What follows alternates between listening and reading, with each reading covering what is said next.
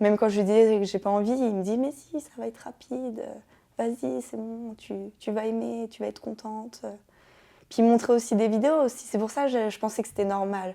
Parce que sur des sites pour adultes, ils montraient des vidéos de pères avec leurs filles, sur le dark web, des trucs comme ça. Donc moi je Pour te pensais... normaliser la Oui, pour chose, me te dire que faire croire qu'en fait tout c'était... le monde faisait ça. Bah c'est ça, il me disait, regarde, ils font ça.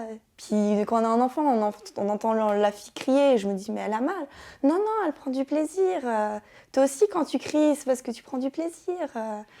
Je m'appelle Shelley et j'ai 24 ans.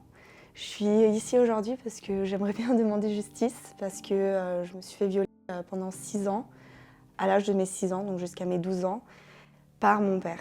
Et l'affaire est toujours en cours, donc j'aimerais bien... Enfin, je viens de voir justement aujourd'hui pour en parler.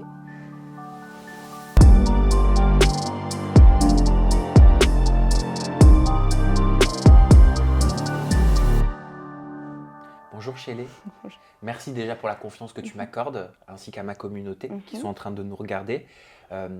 Pourquoi tu m'as contacté? Pourquoi tu m'as envoyé un mail pour accompagner ta parole aujourd'hui? Bah justement parce que j'ai porté plainte en août 2019, donc là ça fait actuellement bientôt 4 ans, enfin même plus que 4 ans. Et j'ai pas de nouvelles, je sais pas où ça en est, j'ai l'impression que ça avance pas. Pourtant on parle quand même d'un sujet important, donc moi j'aimerais bien faire justice, j'aimerais bien que ça avance, autant pour moi que pour les gens qui ont vécu la même chose. Et je sais que c'est une affaire que la France s'en fiche un peu, donc ça me saoule un peu, quoi. Pourquoi tu dis la France s'en fiche un peu? Bah, Pourquoi tu le ressens comme la ça? justice, j'ai l'impression que quand on parle de viol, les violeurs, ils ont pas une bonne justice, ils ont pas la peine qu'ils devraient avoir, ou même beaucoup, bah, malheureusement, ils portent pas plainte puisqu'ils savent que ça n'ira pas loin, ou bah, comme moi qui ai porté plainte il y a 4 ans où il y a toujours rien. Donc c'est pour ça que je pense que, enfin, j'estime que la justice ne fait rien pour ça. Tu disais en introduction que tout avait commencé quand tu avais 6 ans. Oui, c'est ça. C'est, Tu as des souvenirs intacts? je, comme si c'était hier. Je me rappelle exactement de tout ce qui s'est passé, les paroles qu'il avait, la première fois qu'il a commencé. Tu me permets qu'on commence Mhm. par le début, comme Oui, ça on peut comprendre ton histoire, il n'y a pas de tous souci. ensemble. Quel souvenir déjà tu as de... Comment tu veux qu'on l'appelle? Cet homme?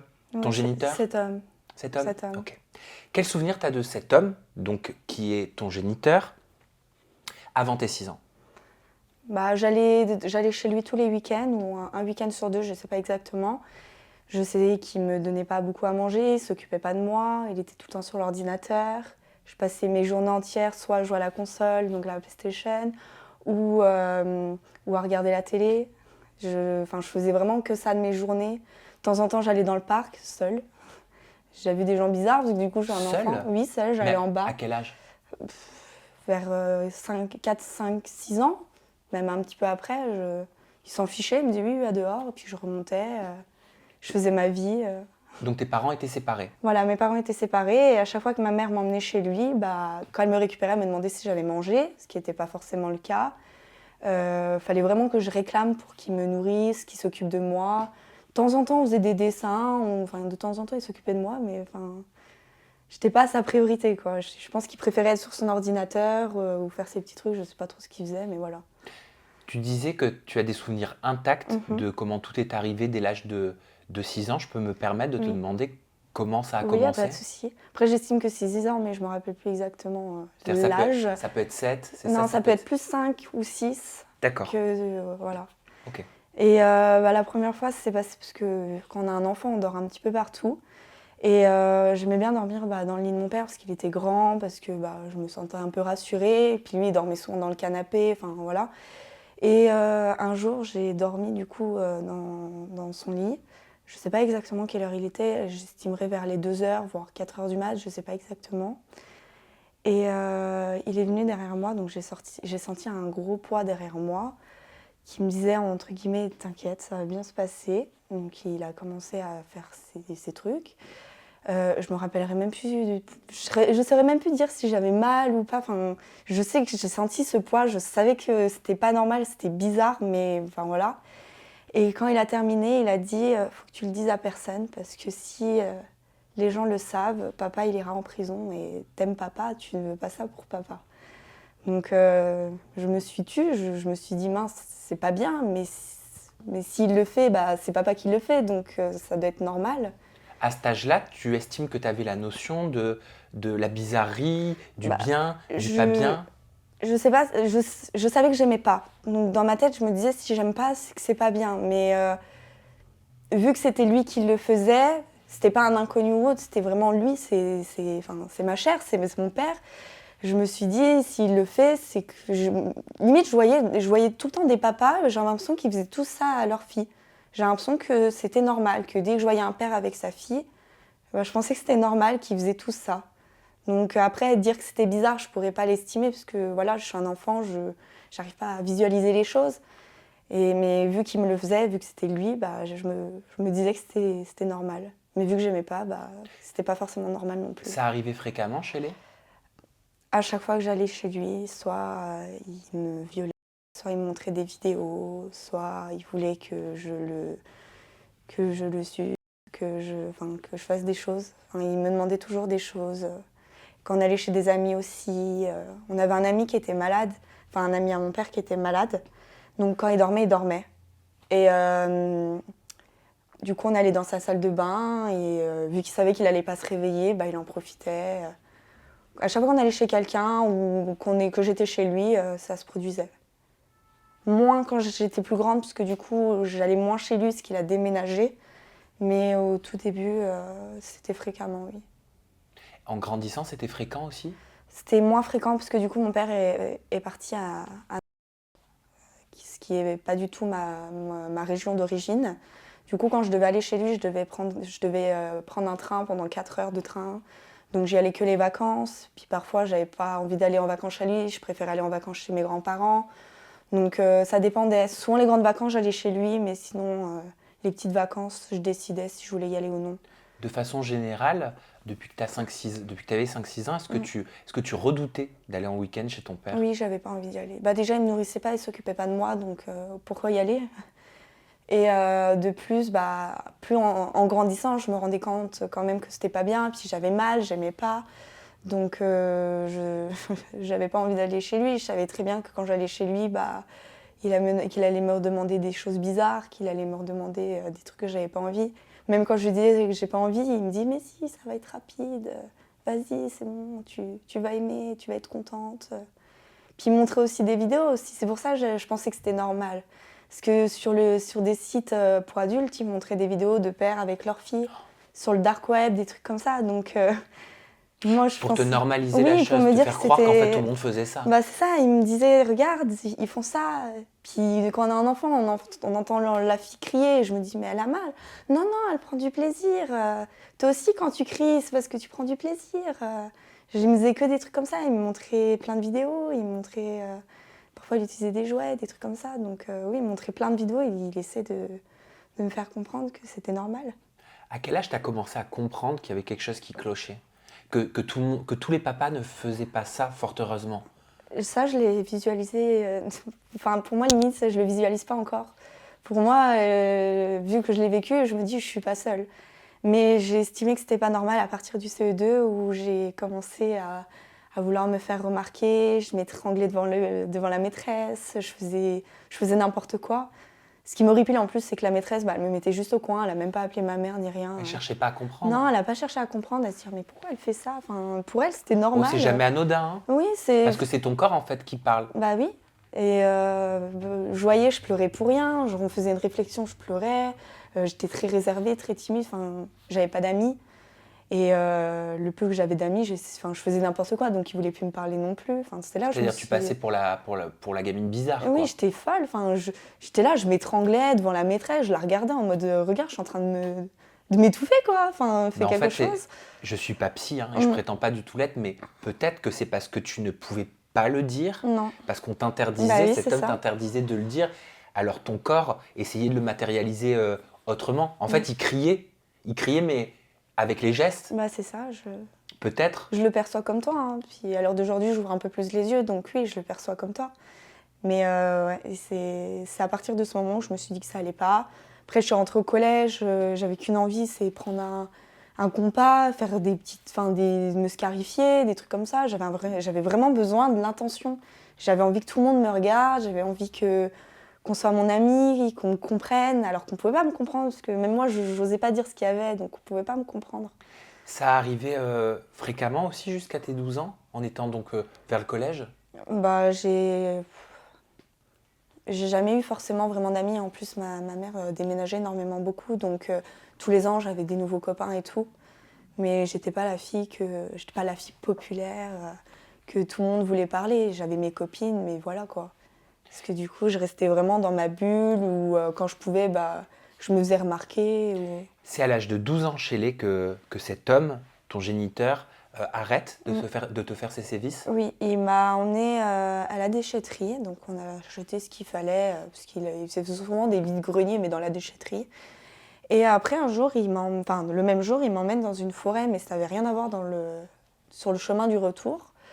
Il l'a fait une dernière fois, donc il m'a pris sur la banquette passager. T'avais 12 ans? J'avais 12 ans.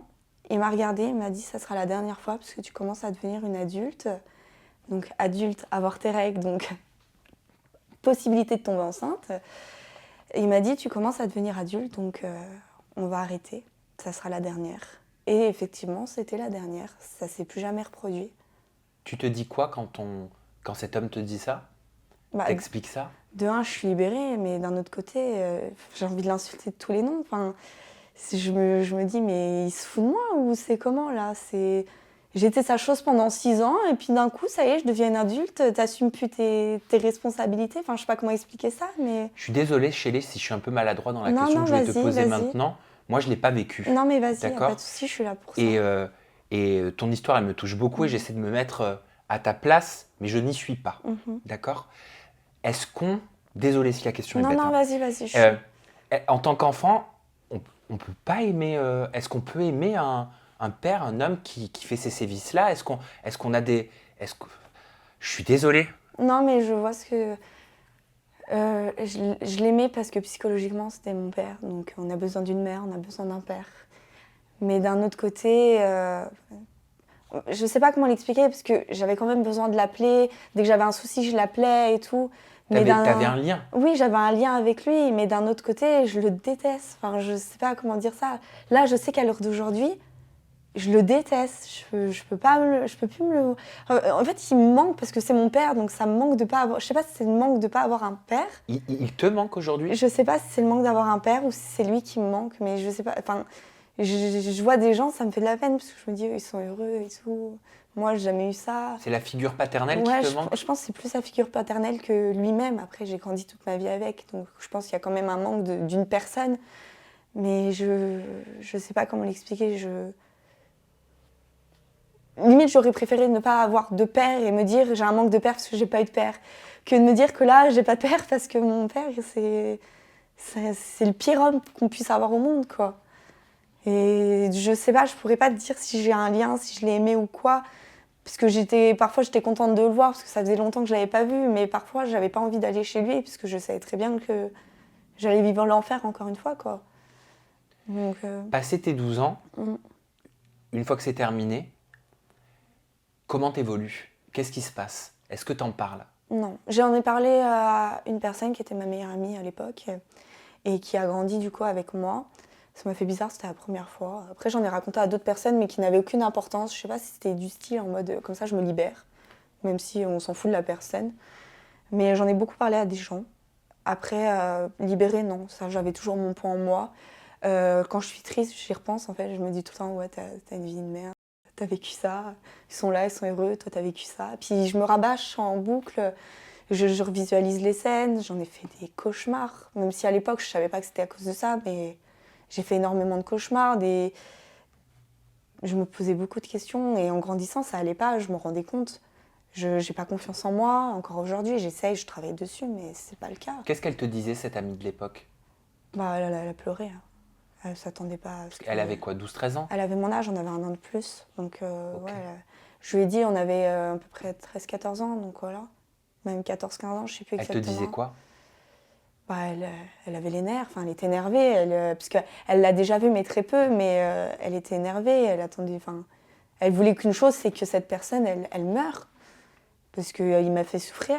Et c'est ignoble de dire ça, mais même moi, je veux que cette personne, qu'il lui arrive quelque chose. Je le souhaite pas, mais j'aimerais bien quand même. Enfin, je me dis, moi, j'ai vécu l'enfer et lui, il est heureux et tout. Enfin, ça me brise. Et elle aussi, ça la brisait de se dire que lui, il est là, il vit sa vie, il a une famille, il a eu des enfants. Eux, peut-être qu'ils se sont même pas fait toucher ou non, je sais pas.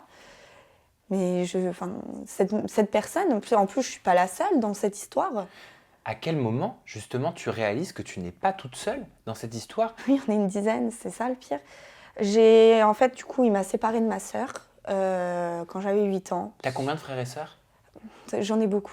J'en ai 4 du côté de ma mère, par contre de mon père, j'en sais rien. Il en a un peu pondu partout, je sais pas du tout.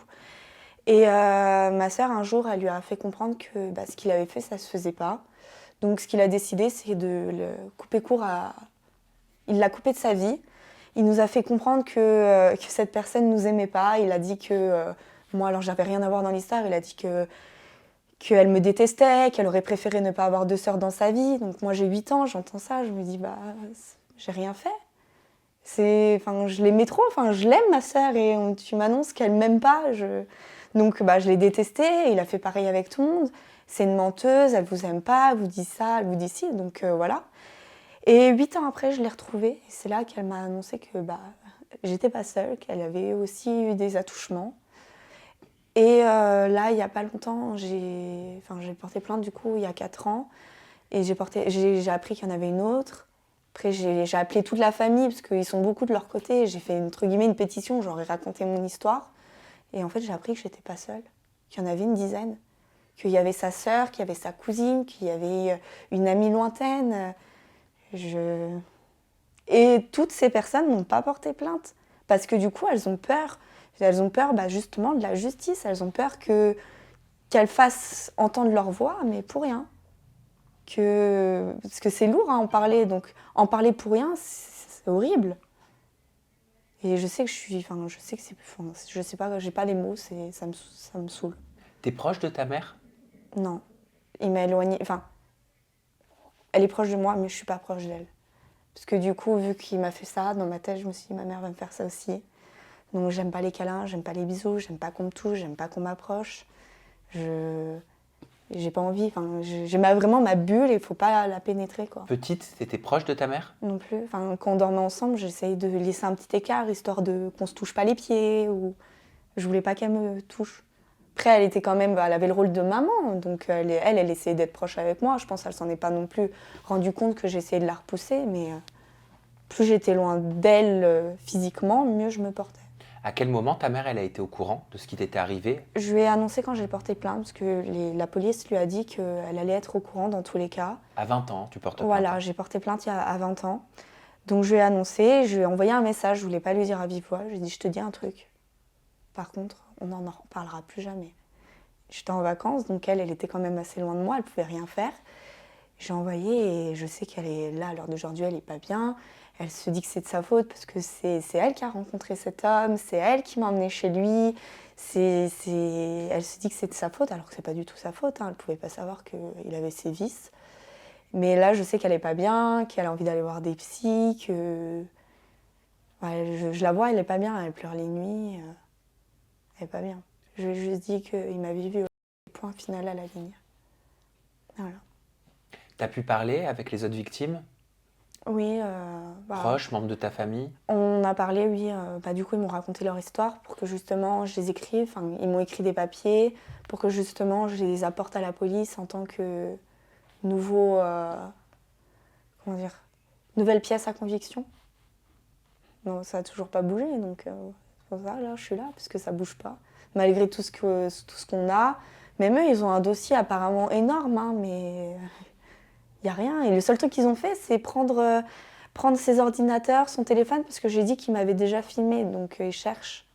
Oui, tu m'as dit, ils avaient plusieurs caméras cachées chez lui, oui. Dont même dans les toilettes, du coup, pour regarder les vidéos un petit peu plus tard. Alors qu'est-ce que ça signifie? Ça vient pas de moi, c'est une autre sœur qui est au courant de cette histoire. Apparemment, elle aurait porté plainte aussi, mais il y a eu une magouille, donc c'est parti en cacahuète, en mode on lui a dit porte pas plainte, ça sert à rien. Et chez lui, il avait plein de caméras partout, surtout au niveau des toilettes, au niveau de la salle de bain.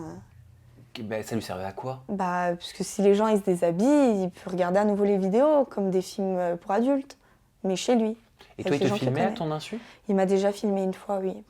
Il avait mis une cassette, enfin une vidéo, euh, où il me violait sur un canapé rouge. Ça a duré au moins une trentaine de minutes. Il te montrait ces images? Non, il ne l'a pas montré. Mais je sais qu'il m'a... Parce qu'en fait, ça se projetait sur la télé aussi. Donc si je tournais la tête pour regarder la télé, je me voyais. Ah, c'est-à-dire qu'il Et ça se filmait, mais c'était branché à la télé en même temps.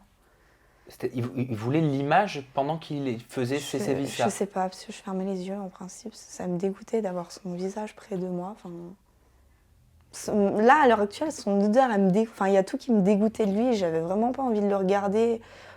Puis en principe, j'étais aussi souvent le ventre face au canapé, au lit ou autre.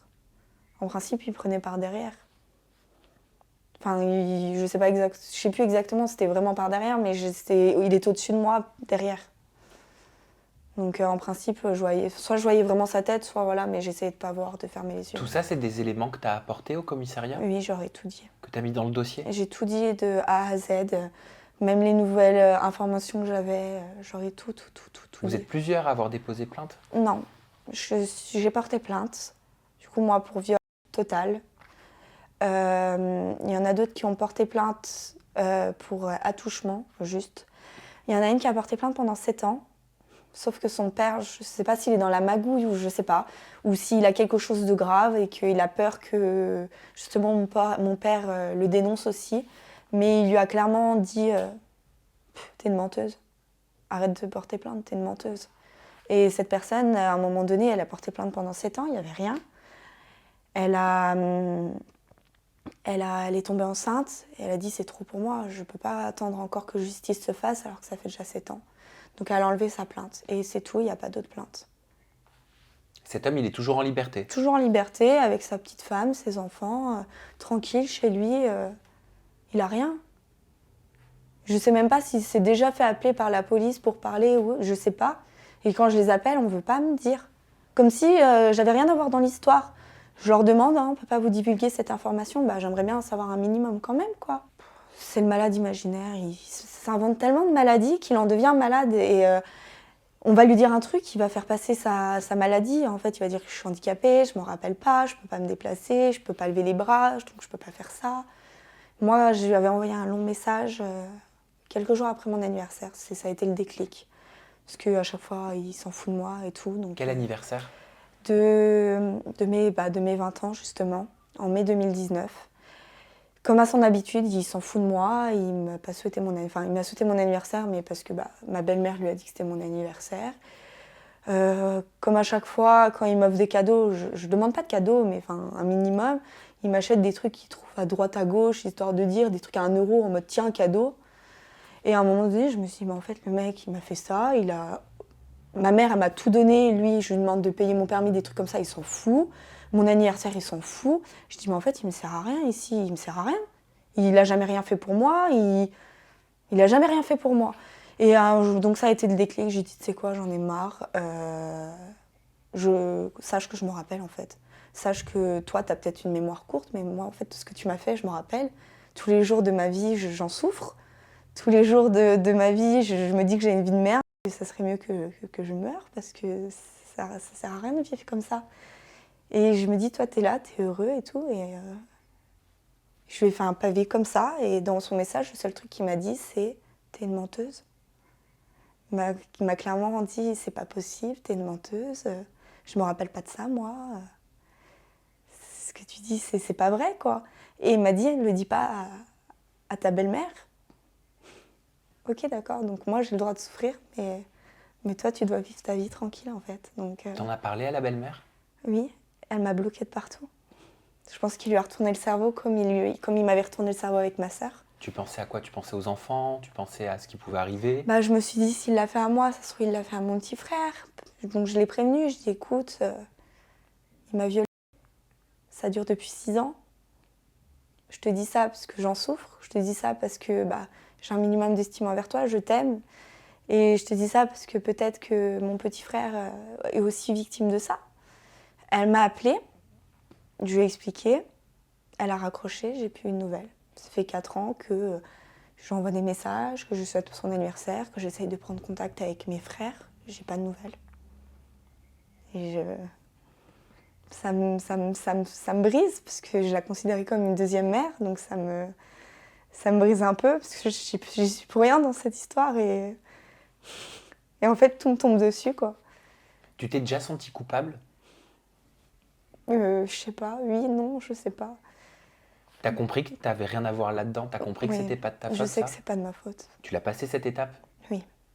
J'ai essayé de voir des psys, je me suis rendu compte que j'avais pas besoin de ça, parce que je me faisais énormément de mal, donc ça m'a fait du bien d'aller voir des psys, mais ils parlaient pas de ce qui m'intéressait en fait. Ils me parlaient de ma relation avec mon copain, ils me parlaient de mon travail, mais ils me parlaient pas de cet homme. Toi, t'en parlais? J'essayais, mais elle passait à autre. Elle me disait, bon, bah, pour passer ça, il faut que tu parles de ça. Elle me disait, mets-toi dans une banquette, ferme les yeux, imagine-toi dans un endroit intéressant. Je m'en fous de ça. Moi, je veux juste qu'on me parle de lui, que je comprenne pourquoi il m'a fait ça, que je comprenne pourquoi moi, en fait. Pourquoi moi et pas pourquoi il a fait ça à moi. Enfin, je dis pas qu'il faut le faire aux autres, mais enfin, pourquoi il l'a fait, tout simplement. Il lui arrivait quoi dans la tête pour faire ça, quoi. Enfin, Tu penses qu'il arrive quoi pour faire ça? il est timbré. Enfin, y a pas de, il est malade. Enfin, là, oui, là, on peut dire qu'il est handicapé. Il est handicapé du crâne. Tu peux pas faire ça à des gens, à des enfants, à des enfants.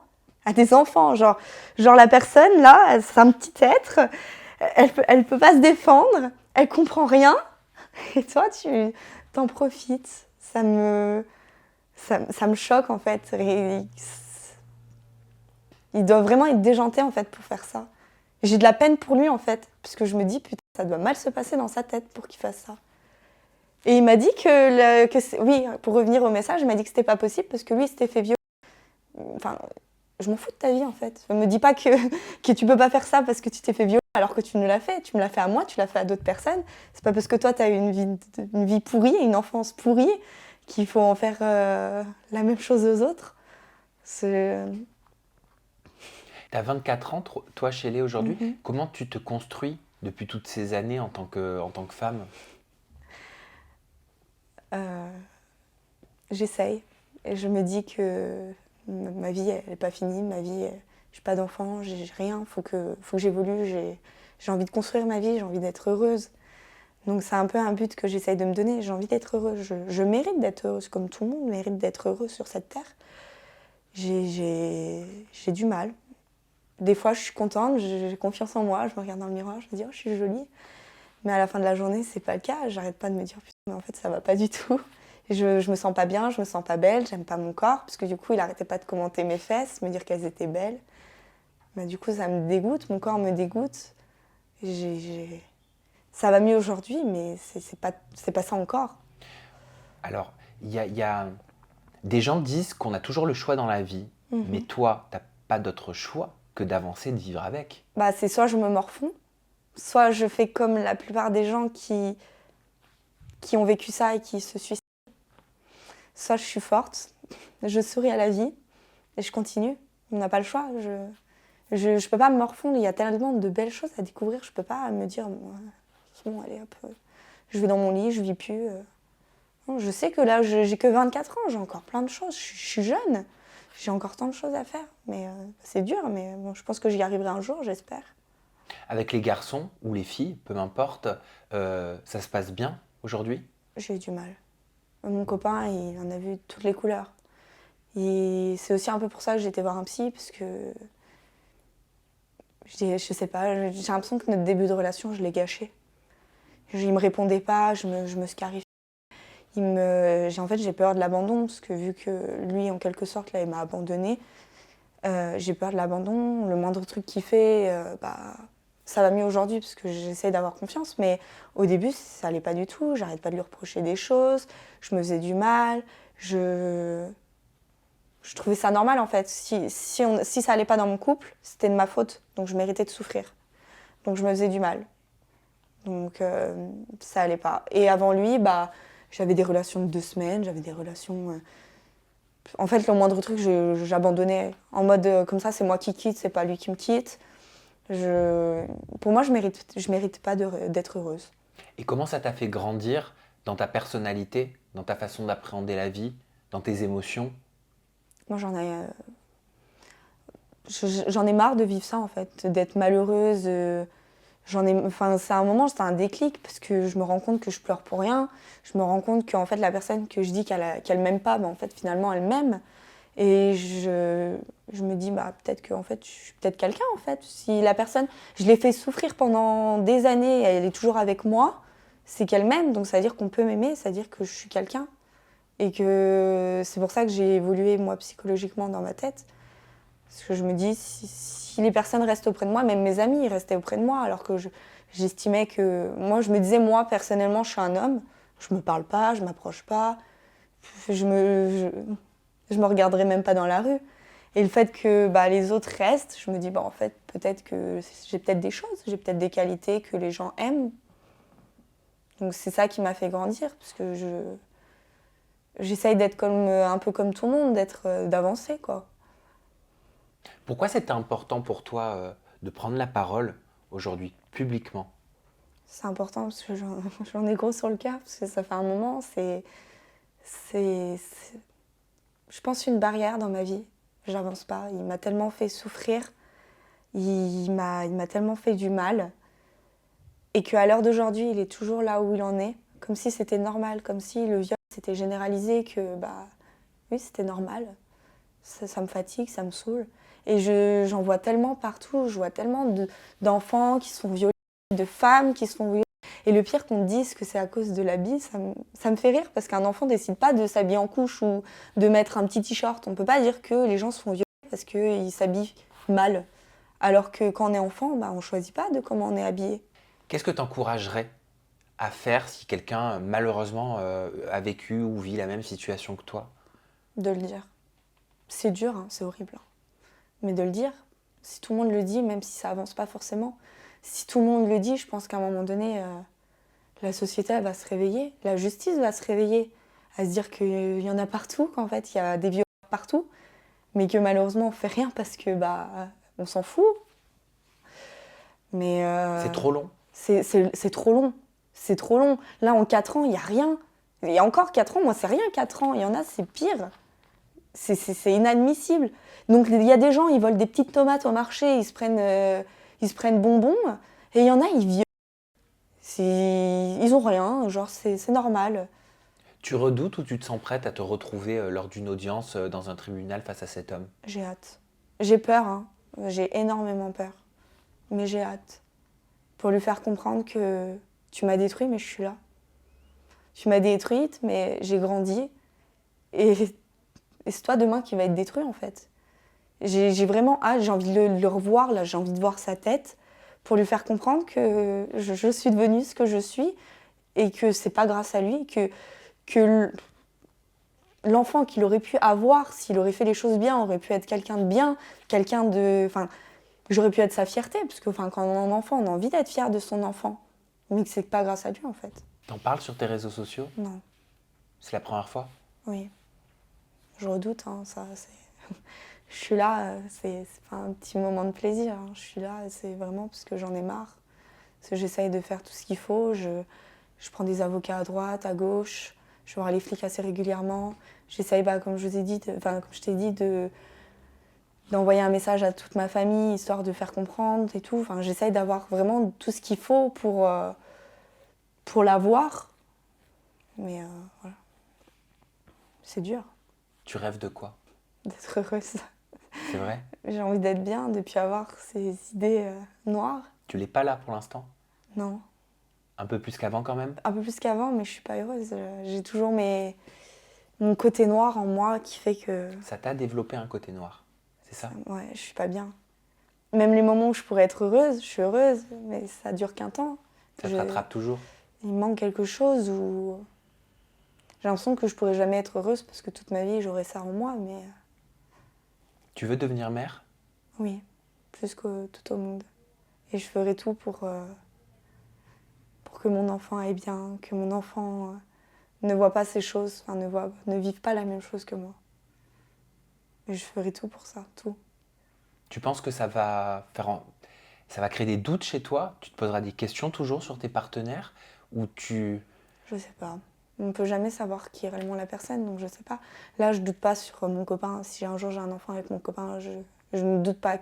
Enfin, j'en donne vraiment tout mon âme qu'il fera jamais ça. Mais si je vois un enfant dans la rue, je douterai toujours que cet homme ait déjà touché son enfant. Ça malheureusement, ça reste inné en moi. J'arrive pas à visualiser que les hommes ne touchent pas leur enfant. C'est horrible, hein, parce qu'il y a tant de papas qui sont incroyables. Hein. Mais je crois plus enfin, j'ai du mal à croire qu'un homme peut être un bon père. Et c'est dur. Ton copain te prouvera le contraire. J'espère. Merci Shelley De rien, pour la confiance que tu nous as accordée. Je sais que c'est pas facile, je sais que c'était pas évident, mais je sais aussi à quel point c'est important. Oui, énormément. C'est une étape de ta vie, je pense, hein, qui est importante. Merci pour cette confiance. De rien, Sam. Merci à toi. Je vous remercie en tout cas de nous avoir suivis. On se retrouve prochainement avec un nouveau témoignage, une nouvelle interview justice. Prenez soin de vous.